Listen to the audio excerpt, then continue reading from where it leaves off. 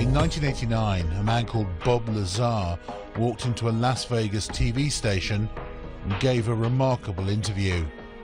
He said that he'd worked out in the Nevada desert at a top-secret facility known as Area 51. He said he worked on a highly classified project, reverse engineering recovered alien spacecraft. His story was a worldwide sensation, and Area 51 became a household name, synonymous with UFOs, secret projects, and little green men. And yet, neither the US government nor its military have ever denied his claims, and they still don't officially confirm that Area 51 exists, despite satellite photos proving it does. Many dismiss Bob Lazar as a fantasist, and yet others see him as a whistleblower, exposing a government cover-up of UFOs and alien contact.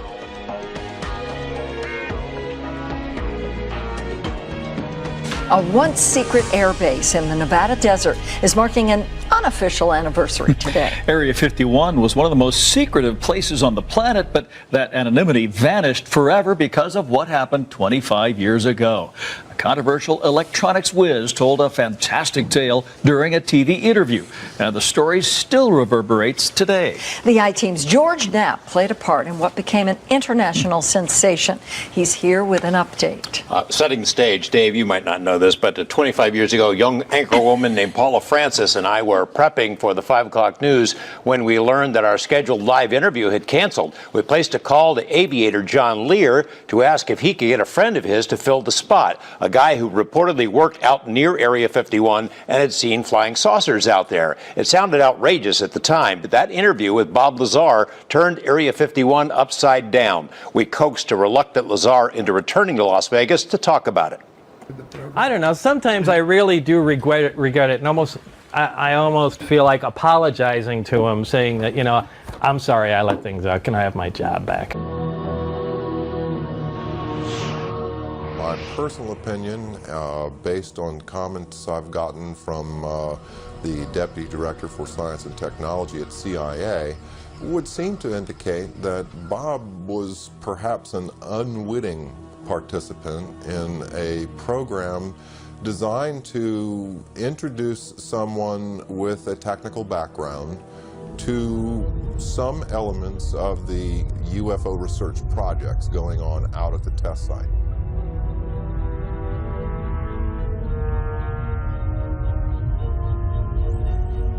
I have no doubts that Lazar actually was in a place where top secret investigations were going on. I'm not sure about all the details that have emerged from his account, but he certainly gives me the impression that he was actually there. Do I believe Bob Lazar?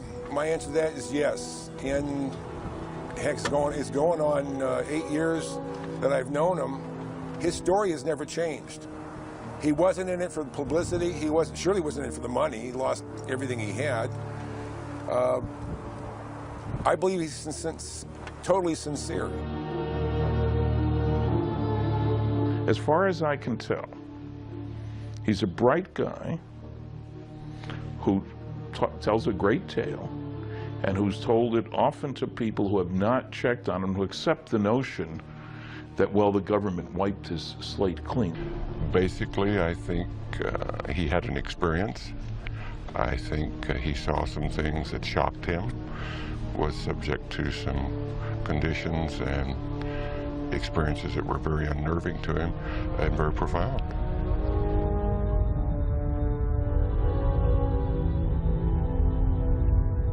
He said, you would love to see what's out there because it's like beyond science fiction. He said, and I wish I could talk to you about it, but I can't. And that's as close as he ever got to telling me anything that happened out there. You'll find many people who have seen these discs. Question is, where do they come from? Bob Lazar may be one of the few people who can tell us that they're from somewhere else. I've no doubt that there's a relatively small number of people within the intelligence, military intelligence and scientific and technical intelligence community who are aware of what's going on, and an even smaller group who are actually organizing top secret research into this phenomenon.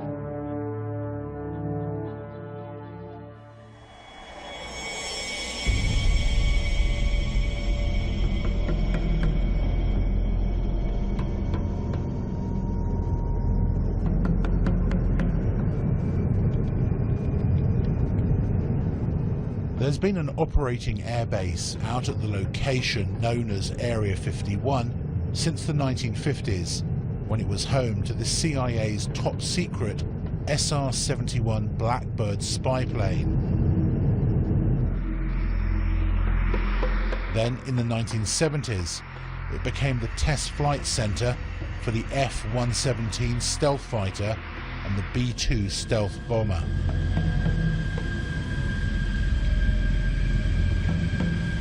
It's fairly public knowledge that we have a super secret facility in the mountains in northern Nevada, referred to as Groom Lake, Area 51 of the Nellis Air Force Base test range.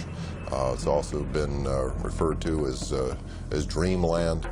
This is an area that has been known but officially denied for many decades.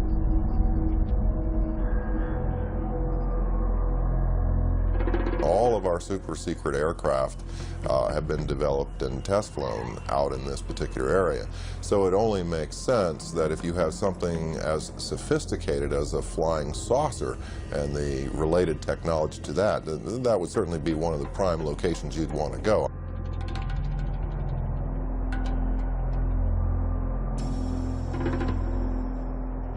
What you see is an ordinary looking Air Force base. It's nothing to write home about, but because the government won't talk about it, everyone wants to see it. The military has never said there are no UFOs. It's never directly denied any of the Area 51 stories. It would have been so simple when these claims came out, these Papoose Lake claims, for the military to simply say, look, we have nothing there. They could take a few reporters to this area and show them. Nothing there. The military hasn't done it. The military has stonewalled. It has remained silent. And that's the most damning thing that they can do. Area 51 to this day is not acknowledged. That is to say, the Air Force does not admit that it exists. This status has been maintained very carefully, particularly in the last few years. The puzzle is that the base has clearly been very active for quite a while, and you can see that there are about 700 to 1,000 people traveling from Las Vegas every day. So essentially the bulk of what has gone on there in the last 10 years has not emerged from the black. This airplane was, the program was terminated. The airplanes were put in mothballs for 20 years before they admitted the existence of the aircraft. There's programs that they're working on today that are 50 years ahead of anything that you and I can even conceive of, and that we may never, may never see the light of day. Would you say it's America's most top secret military base? As far as an operational test facility, it's probably the most secret test facility in the free world, yes. So there is no question that the facility is there, and the government has said very little in the past about it. Now, the real question, I suppose, is are there any flying saucers out there?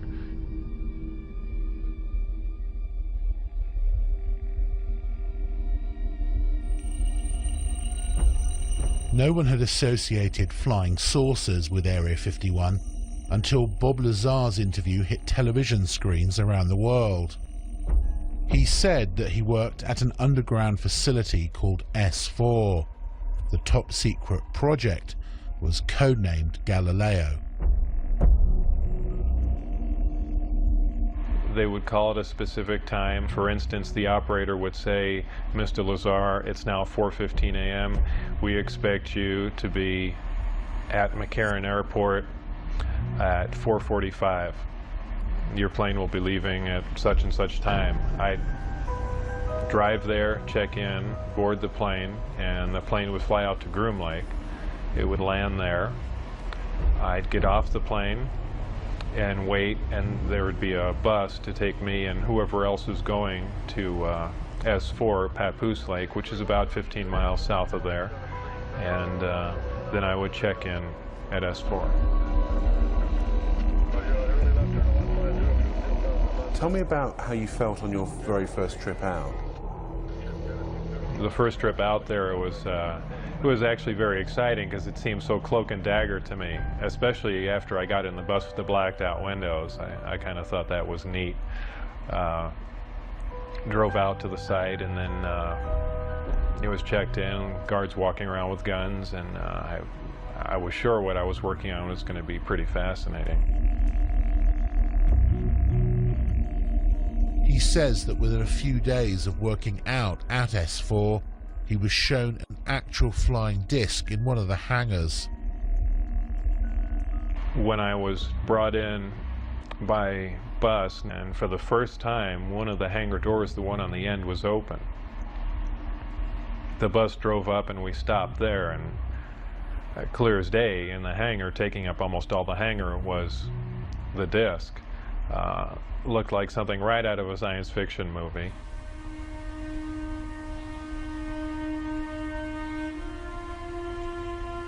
And as I walked in there, I thought, well, this is the new advanced aircraft we've been working on, and this is why people keep seeing flying saucers, because it's ours and we've just been testing it probably for all these years. And what color and size was it? It was a dull stainless steel, pewter gray, very unimpressive color-wise. About 52.8 feet in diameter and about 16 feet high. So was it actually a recovered craft that you were working on, or was it one that scientists had built as a mock-up of a recovered craft? Well, whether it was recovered, given, or what, it was not built as a mock-up. It was an alien craft built on another world. There was absolutely no doubt about that. Lazar claims that he was one of only 22 people who had something called majestic clearance to work on the craft itself. The whole aim of the project was to take these craft, or the one in particular that I was working on, and try and duplicate its systems and subsystems with earthly materials. The work that I did basically entailed back engineering the power and propulsion system, and I opted to start with the power, the reactor that ran the craft.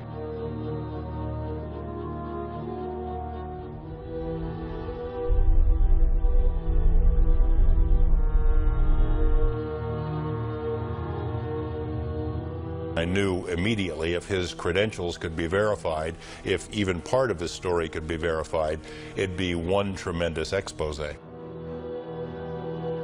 George Knapp was a long-standing TV reporter.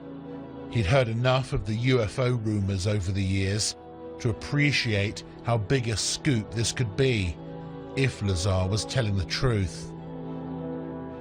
He gave me information about his background, educational background and employment background. I started with his claim to have worked at Los Alamos Lab. We went to Los Alamos and got nothing even close to cooperation. They wouldn't respond to our phone calls. They say, we have no information on Bob Lazar. There's nothing in the files. I said, are you sure now? No, nothing in the files. I showed them the phone book entry that Bob had kept that said he was there. I showed him the newspaper article that showed that he was there. Basically, Los Alamos Lab tried to thwart me at every step. Were completely uncooperative in trying to get information about Bob, and I found that to be the case at every step of the way in trying to verify his background. Thursday, 12:37 p.m. Former NASA mission specialist Bob Exler had heard about Area 51 and Groom Lake when he worked on the Apollo and Space Shuttle projects. He was intrigued by Lazar's claims and started to investigate. I did a variety of research relative to Bob Lazar. I actually met him. I obtained a copy of his what they call a W-2 form, which is one of the IRS documents associated with pay. His particular form indicated that he worked for the U.S. Department of Naval Intelligence. They informed me that it was a genuine document. It was not something that had been fabricated. There were a variety of numbers, contract numbers and so forth issued on the document, which I was able to research, again finding that these were highly classified numbers.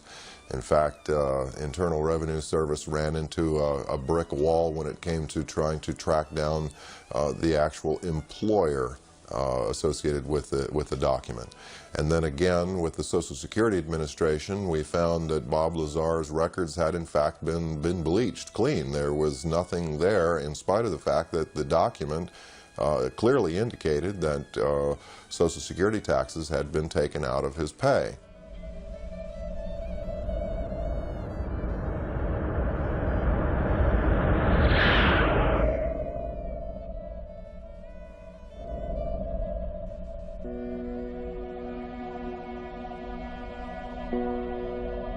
Not everyone who's researched Bob Lazar believes his claims. Stanton Friedman is one of the most respected authors in the UFO field today. He's a former nuclear physicist with top secret clearance and has many friends and contacts in the Black Project world. I've looked at considerable depth into Bob Lazar's claims, both about himself and about propulsion system. Those are fairly elaborate claims. I've talked to the schools that he claims to have received degrees from. I've checked on his high school record. I talked to Los Alamos Lab, where he was supposedly a scientist and so forth. I have come up totally empty. Now, when a guy lies like that, you get very wary. And, you know, it has all the trimmings, his story, of a Walter Mitty story. Somebody in whose imagination was, you know, stronger, brighter, faster than anybody else. I don't doubt that he did some work at Los Alamos and other places. He's clever. He drives a jet-powered car, fixes radiation detectors. So he may have performed some service. But I can find no reason to think that he worked out there on a flying saucer.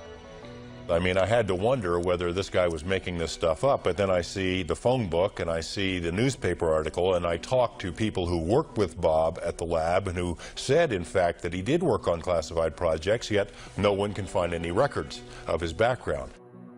The people that I worked with, colleagues, the people I went to school with, obviously knew I was there, and people at Los Alamos, I was friends with, and people that worked under me and alongside of me knew I was there and, you know, cooperate what was going on. But, you know, officially, it's very difficult to get information for the people in charge. To further prove his claims, Lazar agreed to take a polygraph test, which he passed. The thing that is interesting about polygraph is that if you're embellishing or if you don't completely believe what you're saying, it is very, very easy to detect. All it really will tell you is that the individual believes with 100% conviction that what he's reporting is exactly as he recalls and as he believes it to be. And that clearly was the case with Bob Lazar. Now, could his perception have been a bit askew? Yes, that's possible, but he clearly wasn't lying. I think Bob is even open to the possibility that perhaps he had been used in some sort of misinformation or disinformation campaign. I mean, look at him. He has a pirate flag floating on his house. He races jet cars. He likes fast women. He likes guns.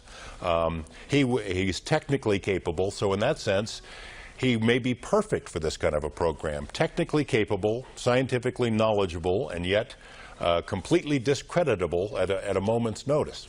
If you wanted to test public reaction to a story about Area 51 and then suddenly discredit it afterwards, Bob may have been the most qualified person in the country.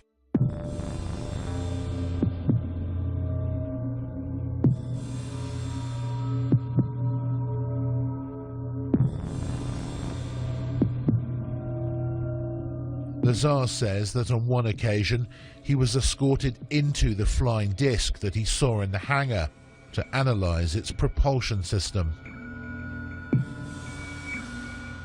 It was obviously made to be piloted by something smaller than the average human being, very cramped in there. What were the size of these seats that were in there? The seats were very small. I'd say about 1/3 to 1/4 the size of a normal human seat. A lot of people say, boy, it must have been exciting to go in there, and I always say it wasn't. It was a very ominous feeling. I know it sounds silly, but it's so unearthly in there. You have spoken to someone who's actually seen a UFO under a tarpaulin at Area 51. I have. I've spoken to several people who've seen UFOs or disc-shaped craft out there. There was a woman who was a secretary for a major defense contractor at the Nevada test site who worked on nuclear programs, who told me that she had sat in on conversations between military and civilian contractors at which the Roswell case had been discussed, at which it had been discussed taking some Roswell material to Area 51. The level of secrecy during those meetings was great. Afterward, they'd take the ribbons out of the typewriters she was typing on. She was ready to tell me about this, and I had this conversation with her on the phone.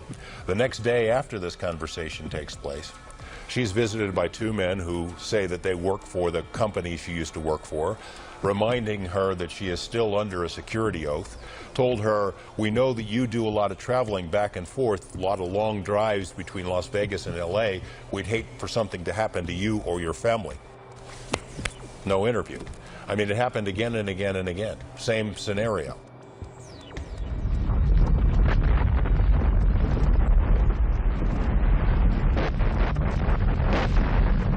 Lazar says that in addition to being shown inside the disc, he actually saw it take off from the lake bed.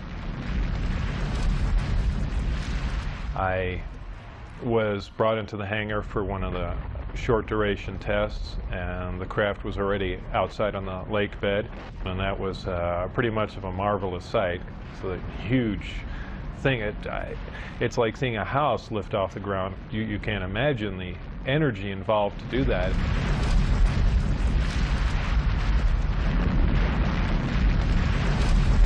Because of the extremely high energy output and the fact that the outside of the craft is used as a conductor, that does ionize the air.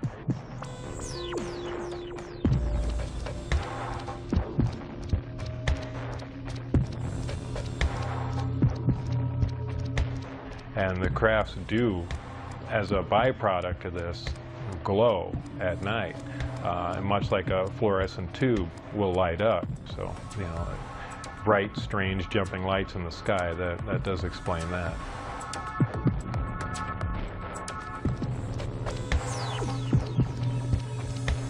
Would you categorically say there is no way that humans could have built the craft that you saw? Absolutely. I will categorically deny that. Well, I don't know. How exactly should I put that? I guess I can just say it straight out. There is no way that any government on this earth could produce that craft, period. And I defy anyone to argue that point.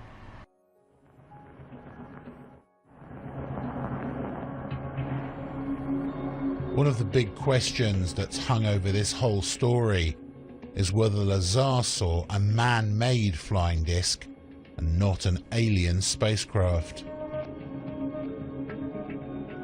A lot of these craft which are being developed in secrecy in the United States are tested at night, and one can imagine that seen through kind of half-closed eyes, something like an F-117 stealth fighter or a B-2 bomber, side-on or front-on, would look remarkably like, say, a flying saucer or a UFO.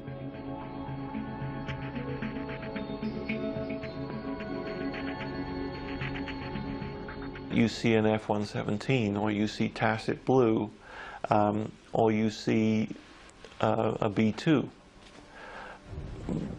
Particularly if you see it from some fairly unusual angle, you're going to have a very hard time relating that to conventional aircraft. Some of these things can look very strange indeed. So, you know, an unusual but decidedly terrestrial aircraft can certainly present the appearance of a disk from many angles.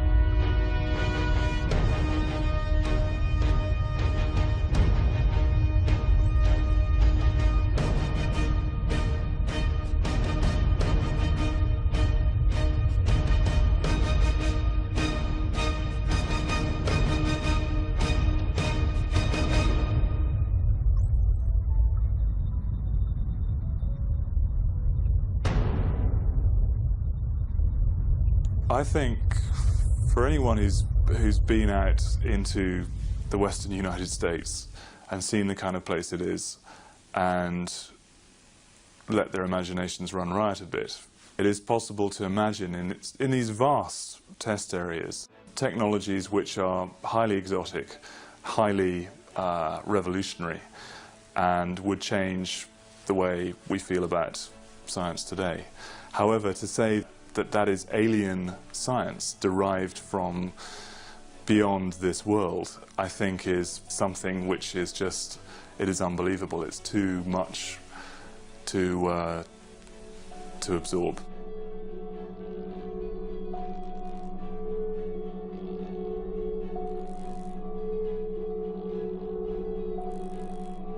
Do you think that some of the truth certainly lies out there in the middle of the Nevada desert at Groom Lake? I would expect that some of the truth may very well lie out in the desert near Groom Lake.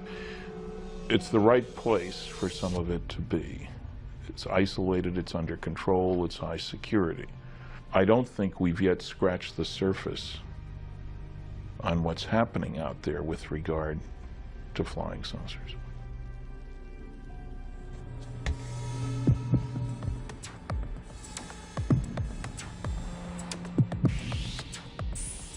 According to Lazar, the craft that they were secretly testing out in the desert at night used an exotic anti-gravity propulsion system. The reactor itself was an incredibly advanced system. This was an antimatter reactor. This is something we could only dream of having, something that could put out huge amounts of power that rivals several nuclear power plants running at capacity. What happens is a great gravity distortion is created and you're essentially bending space toward the craft. The craft becomes part of that space, and then when the reactors, or when the gravity amplifiers are shut down, the craft is essentially where it was focused. It's a very difficult thing to grasp. It happens virtually instantaneously because of the fact that gravity distorts time. And if you're bending space and time along with it, when you wind back up in that place, you're there between the ticks of a clock.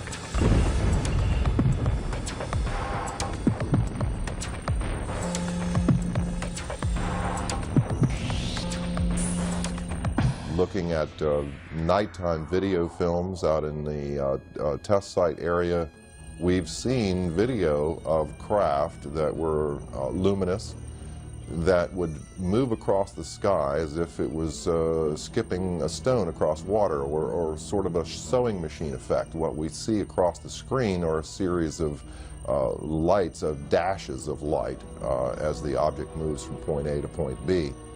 Therefore, we are seeing what you might call a shadow effect of the propulsion mechanism at work.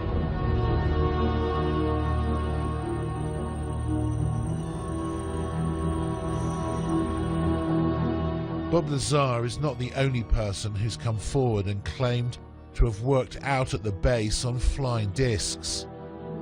Former US Marines test pilot Bill Uhouse worked out at Groom Lake and other top-secret locations for more than 40 years, working for the Pentagon and civilian contractors on a variety of highly classified projects, including, he says, a flying disc recovered from a crash in Kingman, Arizona in May 1953. He said that he'd been cleared to do this interview and to discuss certain information, but asked us not to show his face. What were you actually working on out there? One of the things I worked on was a flying disc simulator. It was designed in New Mexico by a separate staff that built it in parallel with the actual craft that they had intended to fly. The purpose of the simulator was to train pilots to fly this strange-looking craft. The simulator was a 10-meter round disc. The skin was made of boron composite material, not unlike that you see on the F-117. How did you know how to build the simulator? Essentially, there weren't any plans. The plans were generated as we constructed it. And there was a process there that took quite a while for us to even understand the concept way back in the 50s. Uhouse says that Lazar did work at Area 51. I think Bob is saying exactly what he knows, and I know a little bit about Bob from a different standpoint than a lot of the people know and what's been written about him, but Bob Lazar is not lying as far as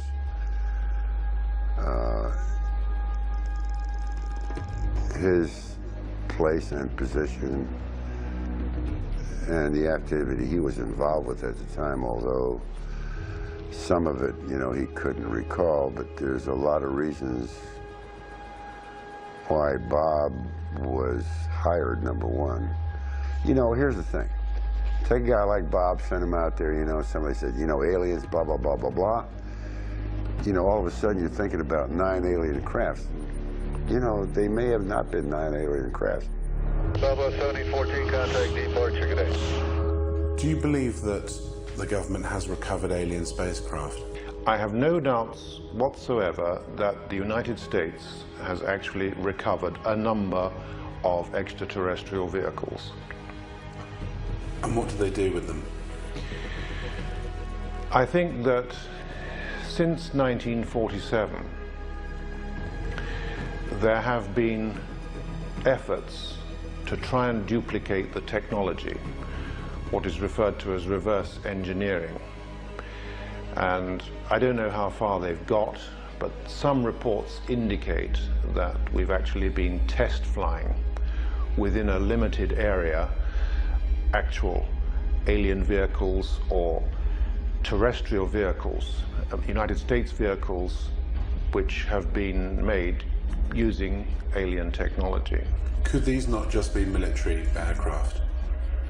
Well, I think it's quite possible some of them are military aircraft. I've heard from very reliable sources, including a leading specialist on unmanned aerial vehicles, that we have developed some disc-shaped platforms for aerial reconnaissance, some quite small, maybe some larger, which are being utilized by the Americans and have been built by the Americans.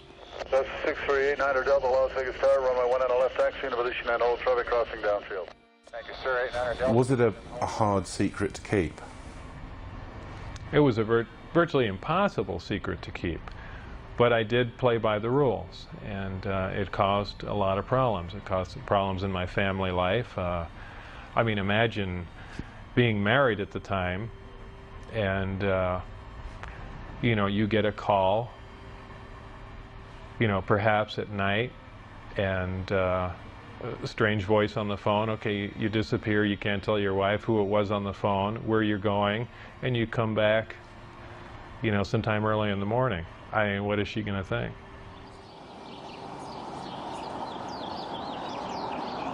Unaware of where he was going every day and being absent from home for long periods, Bob's relationship with his wife had deteriorated badly. This was seen as a potential security risk out at the base. My wife was having an affair with someone else, so they viewed that as a potential emotional instability, and they no longer wanted me coming out until things were cleared up, either for it, you know, it to break up or heal or whatever. But they, that's what put the brakes on everything there. And did they then stop calling you? Did you get very frustrated about that? Yeah, then I began to wonder, boy, now they've given me all this information and everything's come to a dead stop. What's going on? And that's when I began to be concerned, and then that's when I said, you know, now it's becoming important that some other people know what was going on. As the silence turned from days to weeks, he finally decided to tell his wife and closest friends just what he'd been doing.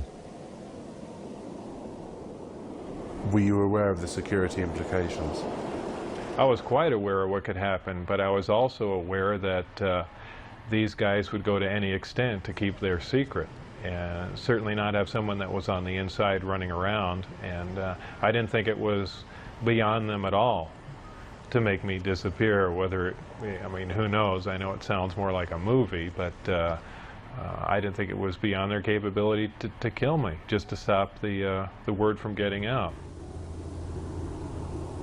Bob knew the test flight schedule for the discs and took his wife, his best friend Gene Huff, and another friend John Lear out to the desert near the base on a Wednesday night in March 1989.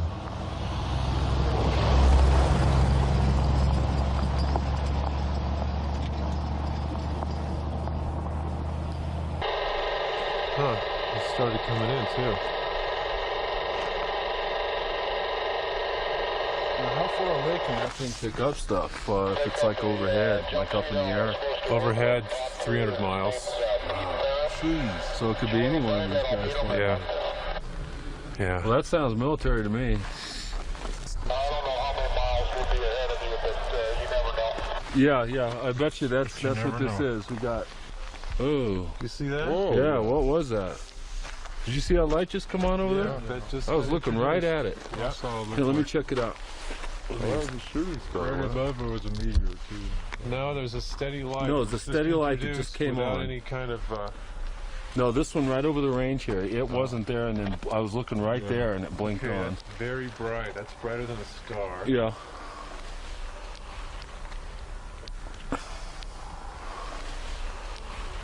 Huh, doesn't look like landing lights. We got the light clear now, sir. We figured out what the problem is, and whatever that heading is, we're ready for it. Huh, interesting. Okay, just changed course. Oh.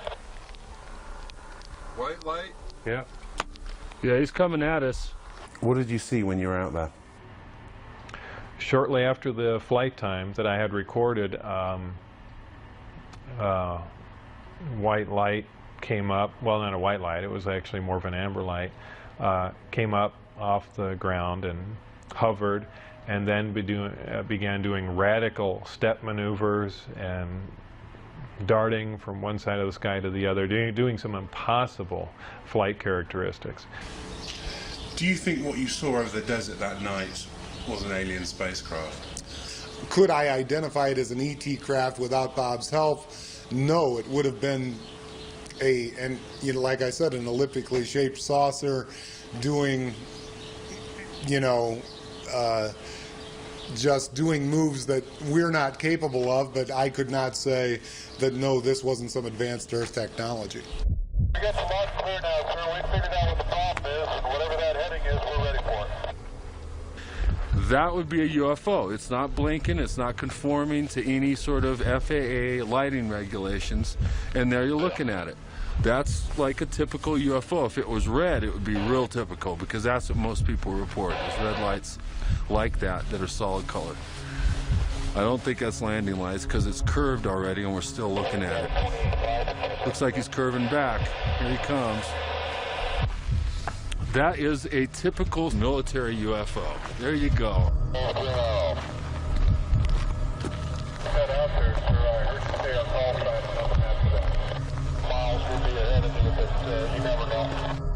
This small group went back to see 2 more Wednesday night flight tests, but on the 3rd trip, they were spotted, caught, and arrested.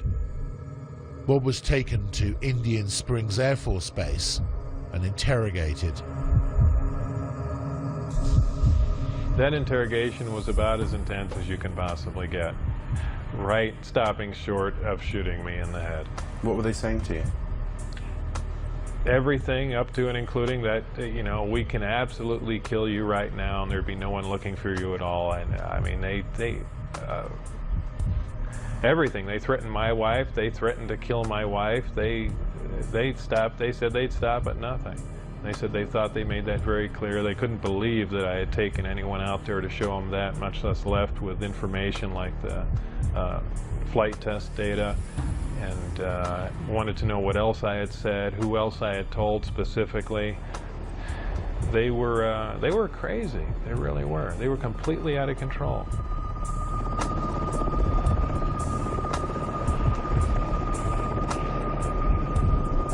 After this interrogation at Indian Springs Air Force Base, Bob says that he was put under constant surveillance by security personnel.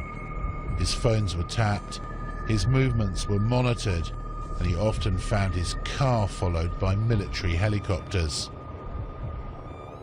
Worried about what might happen to him and angry about how he was being treated, he decided to hit back and approached a local TV station about an interview. I thought if I did an interview in silhouette, it would be kind of pushing back a bit, where say, you guys stop, and not saying too much, but just saying enough just to let them know that I am pushing back a bit and then lay off, or, you know, it's going to get worse. It was really the only thing I could do. Did you get any calls from the military or from former workers to say, what the hell are you doing? Right after the interview aired, Dennis Mariani, who was my supervisor, called, and you know, all he said was, do you have any idea what we're going to do to you now? And that was the end of the phone call. That was the last, well, really second to last communication I had with him. And, you know, then I decided, well, you know, that's it. And really just said everything that I had seen and done, and just wanted to divorce the entire situation. Even now, more than 20 years later, the jury is still out on Bob Lazar and his claims about his work out at Groom Lake. It's a fascinating story which he's stuck to for more than 2 decades. And although many dismiss it as pure fantasy, the fact is that some of his credentials did check out. In addition, his former employers and even the tax authorities were caught covering up and refusing to release information on him. Why would they do that unless there was something to hide? One thing is for certain, if he is telling the truth, then we're all in for some shocking revelations in the decades to come. Is the government ever going to say, you know, we've been lying to you for 40 or 50 years? Not a chance. I believe they'd stage an event that is much more like what they do. They'll take a big cargo plane or C-130 or something, take one of the old discs that they've you know, analyzed time and time again, and finished with go up to a high altitude and push it out the back and then go fly away and say, oh look, the first disc has crashed, you know, here's a flying saucer. I mean, I can almost guarantee that's the route they'd take. There's nothing on their radars on the other. Certainly there are a lot of questions about Bob's background that have not been satisfactorily answered. But there's too much that Bob knows, I think, that couldn't be explained any other way. He knows about the layout of the base. He knew about people who were involved in security checks. He knew when and where the test flights were going to take place because he took people out there 3 weeks in a row and they videotaped the tests. How did he know this stuff if he, in fact, did not have some kind of inside knowledge? Do you think he'd make a good conduit of information? I mean, essentially a patsy. Yes, I do. I think it's quite likely that Lazar was set up, perhaps to knowing that he would give out this information. It's likely to be a very long time before we discover what is actually being done out at Groom Lake now. They seem to wait anything from 15 to 20 years or more after something has been retired before they acknowledge its existence. This airplane was designed almost 40 years ago. 40 years before that, the hottest thing flying was a Seversky P-35. 40 years before that, it was a balloon. So the technology has not stood still. So there's a very good possibility that we are looking at man-made transportation for the 21st century. It's been so hopelessly polluted that I'm not sure we will ever get to the bottom of this story, and that's sad. I suspect that whatever was out there, discs, alien or not, had now been moved to some other location, and we may never find them again. There might have been reason 40 years ago to believe that people couldn't handle the idea of alien visitation. I don't think that's true anymore. I think we're far more sophisticated now. Do you regret having screwed up at S4 and taking your friends there and blowing your security cover because you could still be working on UFOs today? Yes and no. Yes, at times I'd like to be able to go back in time and played along with the game and not have done anything, and perhaps to this day still be working on them, because I did feel privileged and it was fascinating work once you can get around all the you know, oppressive military security. And you know, maybe we would have stumbled on something, and yeah, it would have been fascinating.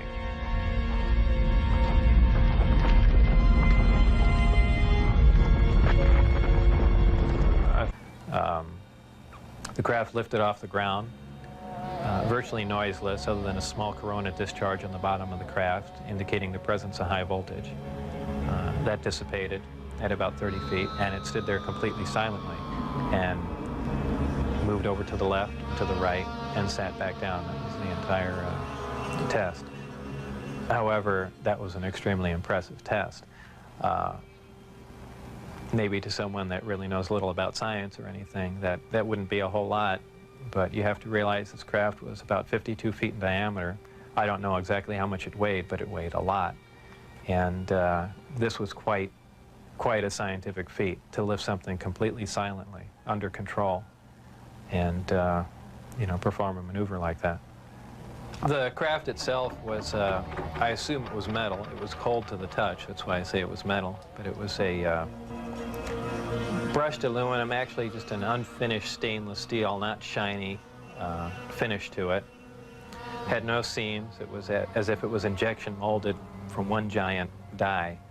I was completely amazed. I can't really reflect on how it made me feel, but that was exciting.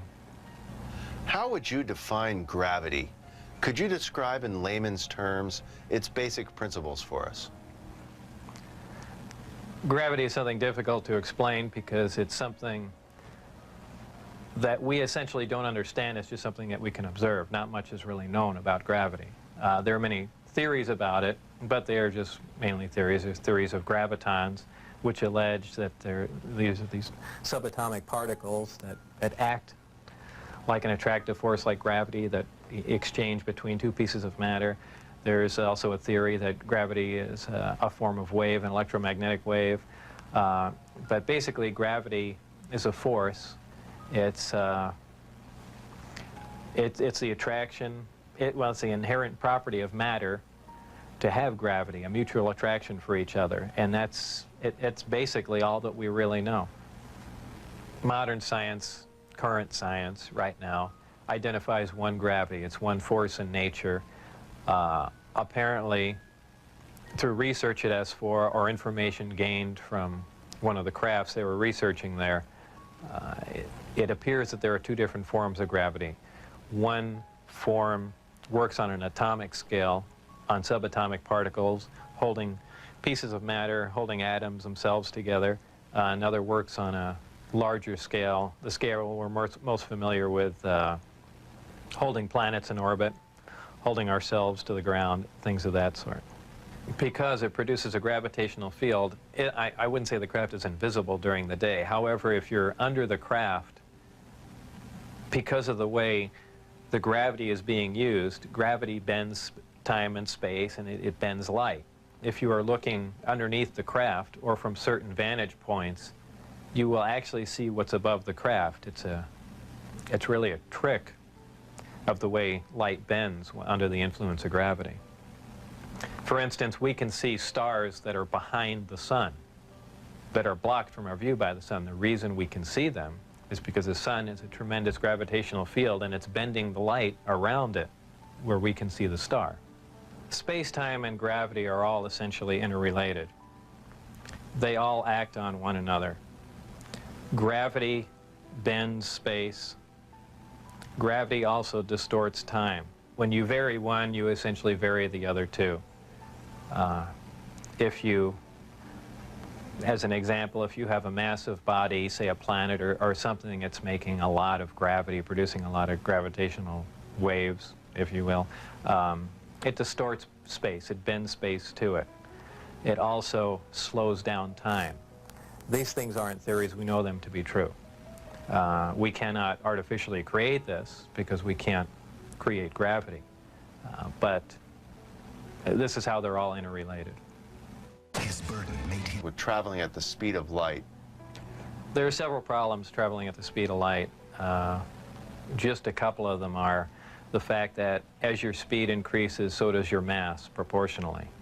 In other words, the more energy you put in to go faster begins to slow you down by the fact that it's converted into mass. You have other problems like just traveling at such an extreme velocity, navigational problems, the fact that you might run into little tiny micrometeorites at speeds like this. They would undoubtedly destroy your craft. There's just a whole host of problems that you're going to run into just attempting to do something like that. Aside from the fact the amount of energy required to accelerate to the speed of light is horrendous. could you briefly describe Project Looking Glass and Project Sidekick for us? Project Sidekick was another project going on with Galileo. Galileo was the project that I was involved in. Sidekick dealt with any of the weapon potential of the craft, whether or not the craft had a weapon in it or could it be used as a weapon, but it had something to do with some sort of particle beam configuration where the gravity generator can be used as a lens to focus a weapon of some sort, similar to the SDI device we were working on in the 80s, but with the potential of a focusing device using the gravity generator. And Project Looking Glass? Project Looking Glass dealt with the distortion, the fact that there's a time distortion, essentially looking back in time, and by that I do not mean looking back years ago to see the wagon train days. They're looking for distortions that are milliseconds in time, and what that was used for, I don't know, but that was just observing the time, the time distortion, time dilation phenomena of the craft in operation. What is Element 115, Is it found here on Earth, or is it strictly an extraterrestrial material? 115 is strictly an extraterrestrial material. It probably occurs naturally in some other places, maybe other star systems. You know, some people not familiar with science or chemistry say, well, that's ridiculous, all the elements occur on Earth, you know. But that's not true. There are elements on the periodic chart that aren't found on Earth. I believe the Heavy Ion Research Lab in Darmstadt, Germany, has reached element 112 recently.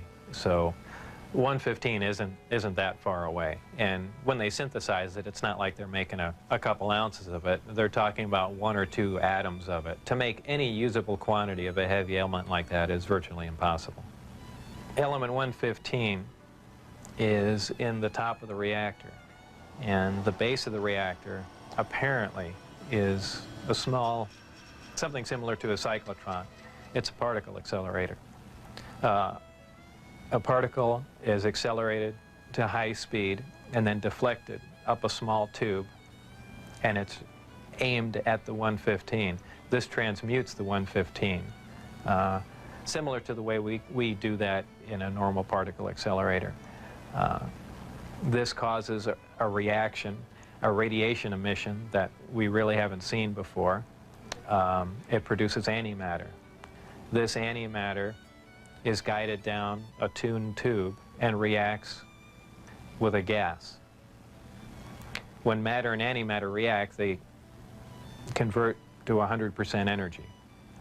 This energy is converted, heat energy, is converted to electrical power in the reactor itself. This is done through a thermoelectric converter. And this electrical power is used to power other subsystems on the craft, though there is no wiring, you know, as we would know it. Also, that's almost a byproduct of the reactor. The reactor also sets up a gravitational wave from the 115 being bombarded. This gravitational wave was present at the top of the reactor and is essentially guided in the same way microwaves are guided through tuned tubes. And this goes to their amplifying cavities and through the projectors that are in the bottom of the craft. With the gravity generators running, is there thermal radiation danger to the crew? There is no thermal radiation while the reactor is running. The thermionic generator is 100% efficient, which is in violation of the first law of thermodynamics. But in fact, it works. Element 115 is stable. And for those familiar with chemistry, we know that elements with higher atomic numbers have shorter and shorter half-lives.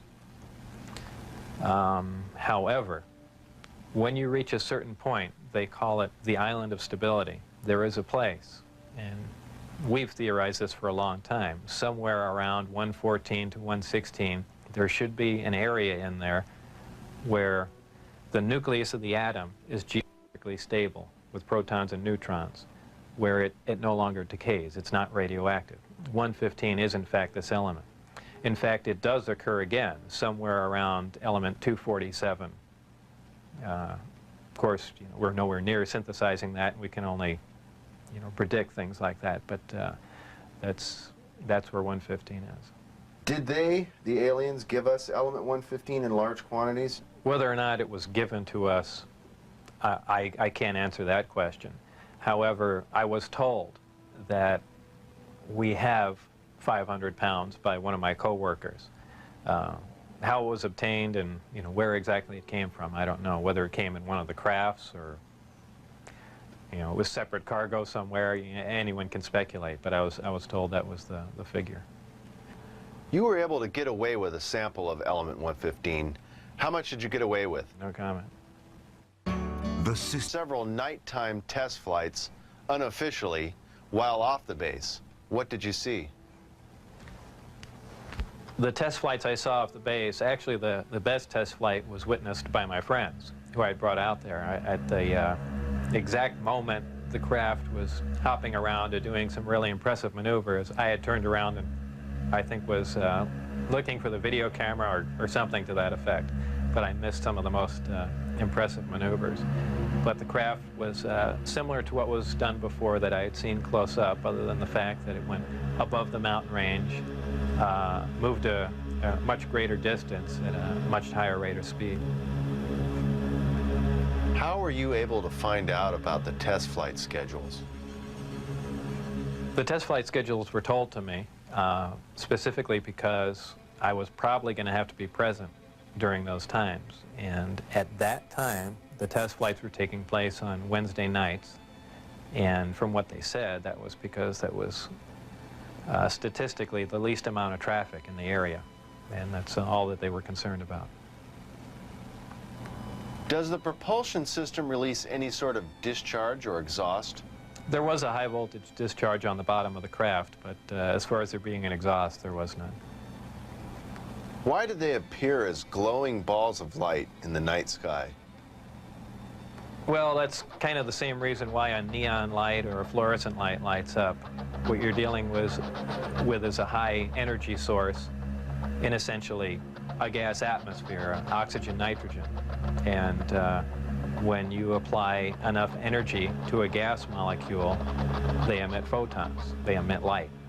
And I don't think it's anything, it's really a byproduct of how the craft operates. When it's emitting that much energy, the gas surrounding the craft emits light, the same reason why lightning is visible. You have a huge electrical discharge, and the gas emits light in the form of lightning bolt.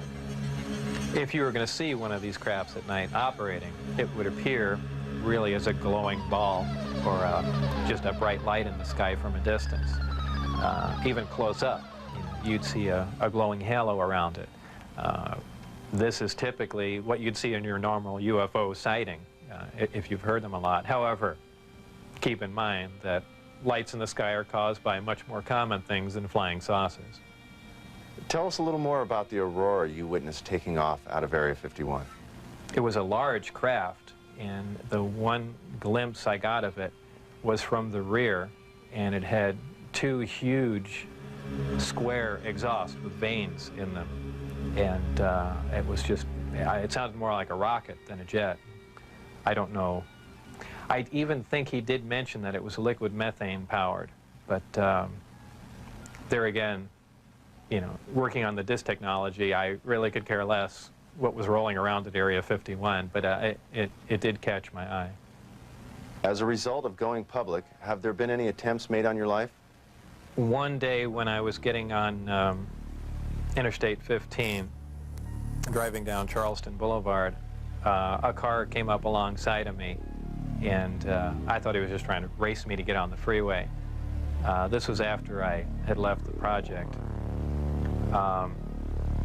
It was a white, boxy-looking car. Exactly what make and model, I don't know.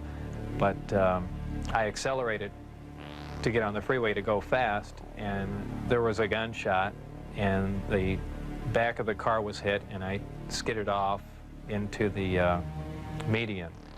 And I stopped, and I was frightened, and I just stood there because I thought the guy was going to be alongside of me and just shoot me. I had nothing to do. I was essentially paralyzed with fear, and I waited there, and then nothing else happened.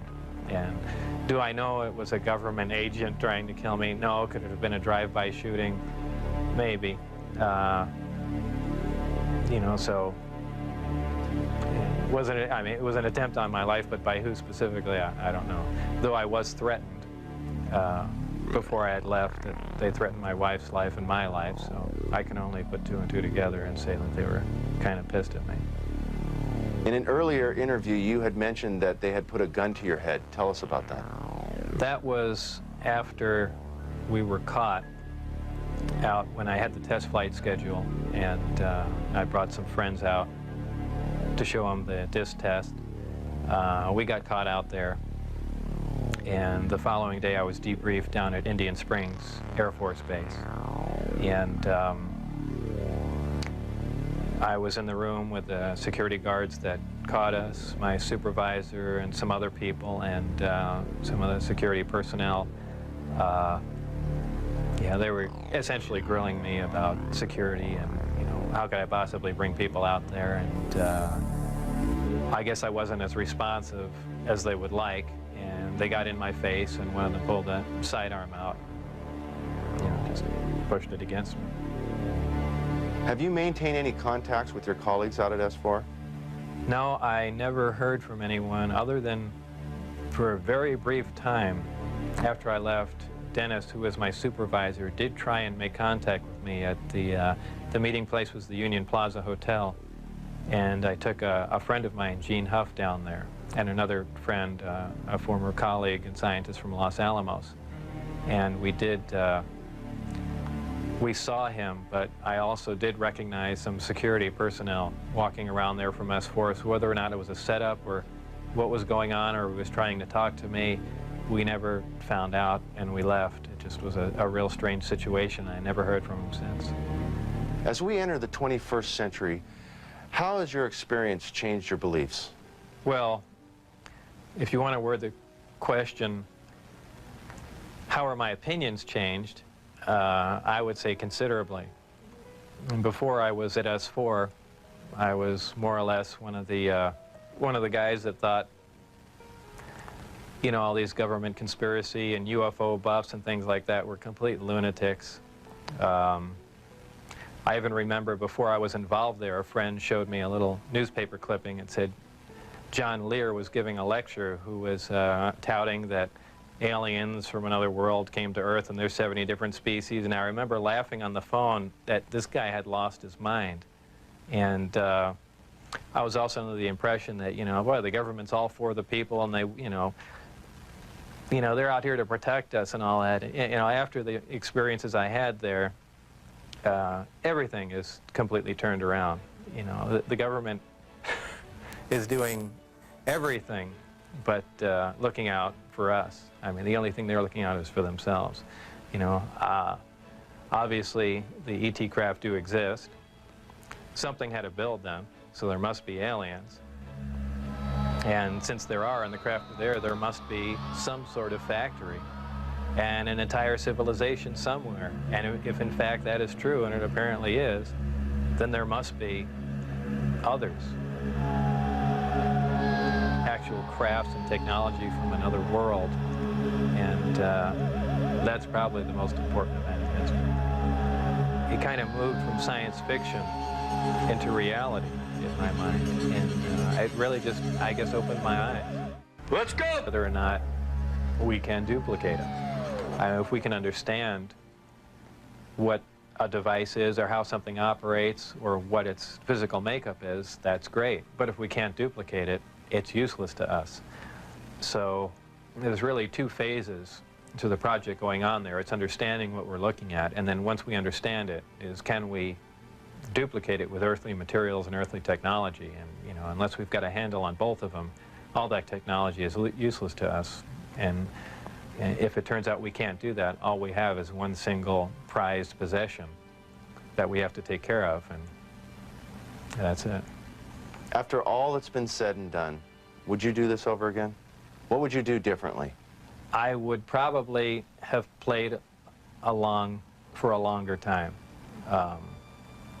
I would like to have known a little bit more about the technology and probably kept quiet if I could have. And possibly never have said anything. I almost wish I had done that. You know, it's it's really only caused headaches and problems. But I believe if I was given the opportunity again to go back in time and redo it, I think I pretty much would have just shut up and gone along with the program. I would have much preferred that instead of the Navy or whoever it was, that hand-picked a few renegade scientists here and there, that they turn it over to some more qualified people. Obviously, I was not the most qualified person on propulsion or field propulsion or anything of that sort. I was just some guy. I mean, they could have picked, I could have named 10 or 12 other guys that were more qualified than me. But, you know, if they turned it over to the scientific community and not just a couple of guys here in the United States, I mean, you need a large group of people in a large lab to research what's going on there, not a little quiet installation. It's the security itself that prevents them from getting anywhere. I mean, they never do work hand in hand. You can't have a military mind. Science itself must communicate. You have to have a free exchange of ideas. That's how things progress. And when you clamp down on a security system like that, where you work in isolated groups and ideas cannot be exchanged, you don't get anywhere, and that's the problem they have. What does the future hold for Bob Lazar?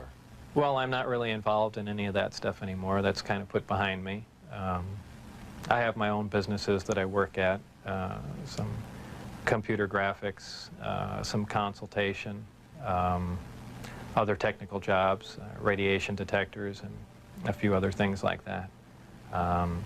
So really, I just go about my life, and that's, you know, something that happened that was fantastic, and it's over, but it's kind of hard to shake it loose. But eventually I will, and that'll be that. I think all the surveillance and everything stopped. I don't think anyone's bothering to monitor me. I've said everything that I know. It's been all over the place, so it's kind of a done deal. As far as whether or not there are any craft out there, I believe, you know, they were out and gone in probably the late '89, early '90, and the only thing people see now out there are, you know, either flares or planes coming into land, but that's about it. Headline edition, July 8, 1947. The Army Air Forces has announced that a flying disc has been found and is now in the possession of the Army. Army officers say the missile, found sometime last week, has been inspected at Roswell, New Mexico, and sent to Wright Field, Ohio, for further inspection.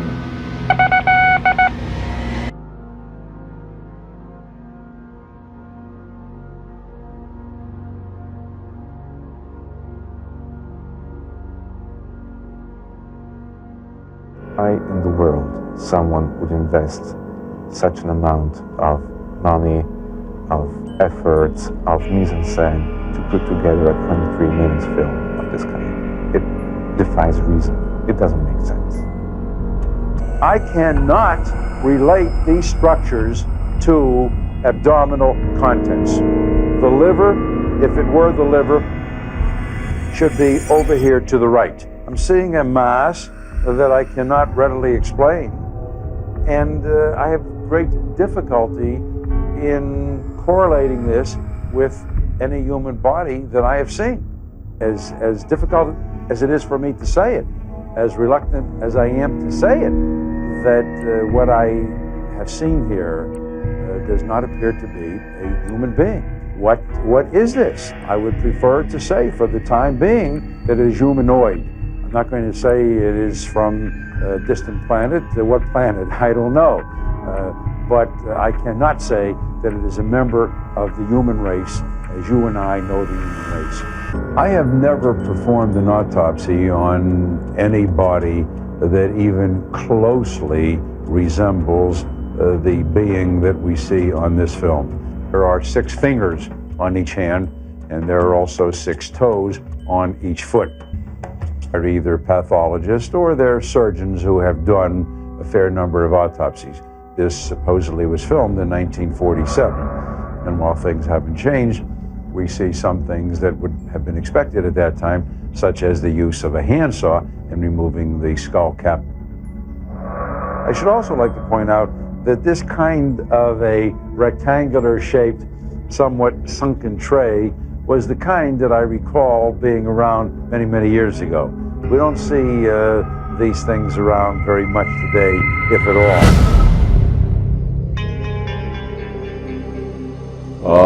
Aluminum in appearance.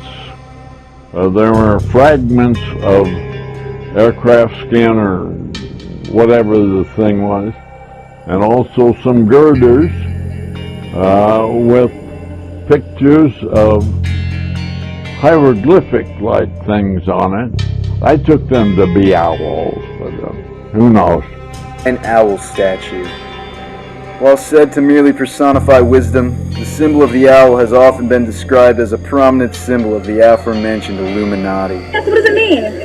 Sorry, I'm all touching you. It means a lot of different things, but I mean, it's what's important to me. I don't think it's not really for other people to really know about. It's not really for other people to really know about. Ye fools and priests! I spit upon your fire!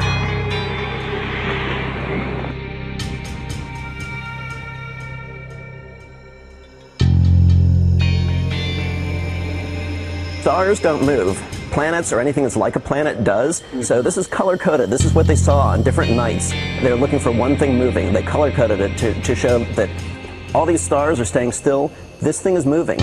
Our solar system is still terra incognita. It's full of surprises. This object is something that astronomers said shouldn't even be there. There's a whole other solar system beyond the planets that we know that are full of these things that are sort of planets, sort of comets. Some of them they call dwarf planets. That's what they're calling this one. What we're seeing is, we're seeing our neighborhood. We're seeing what's around us. And then the second part, we're seeing where we came from. We're seeing where we came from. This doesn't add up. We need to ask some other folks to take a look at this for us and tell us if we're crazy. An ancient core of a gas giant that was ejected out to the farthest reaches of the solar system thousands and thousands and thousands of years ago. What does this tell us about our solar system? Well, one thing it tells us is that we don't really understand it as well as we thought we did.